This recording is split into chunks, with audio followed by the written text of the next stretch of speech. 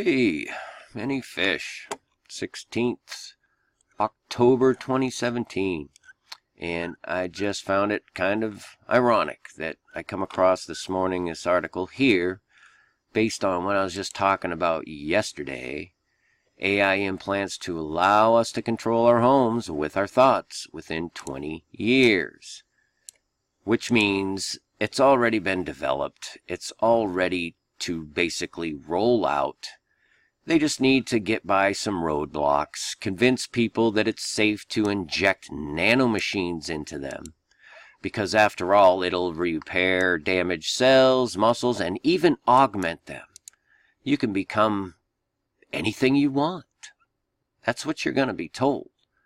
But once again, we got to get over the moral and ethical roadblocks that they always talk about, because they're very concerned. Now let me just be real quick. I talked about CERN, I talked about the D-Wave, I talked about the system, and I talked about 5G. Okay? Our wireless system that's in place now can already allow you to use your phone to start your car and open your doors and do all kinds of things, right? Well, I just want you to imagine, just very, very briefly here, that this system that's being installed, whether you like it or not, it's now referred to as 5G, but I'm sure they will use other names and cute little, anagrams, whatever, but they're going to put it in. And once they do, not only will it be able to communicate in real time, because the D-Wave and CERN and the intelligence they're using allow them to do this in real time globally. Now, I know it's hard to wrap your head around that, but that is exactly where it's going. We're talking about a central intelligence system that will be able to, in real time, mind you, you have to bear this in mind, know everything, and make the corrections that it deems to be proper, regardless of what you think it should be.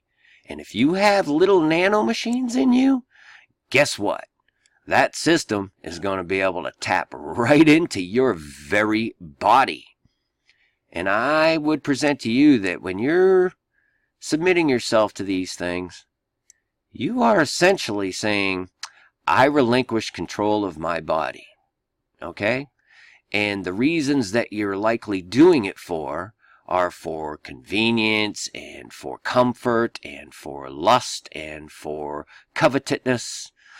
These are the reasons that people would want to do this. And you are going to essentially sell your soul if you participate in this system that is soon to unroll.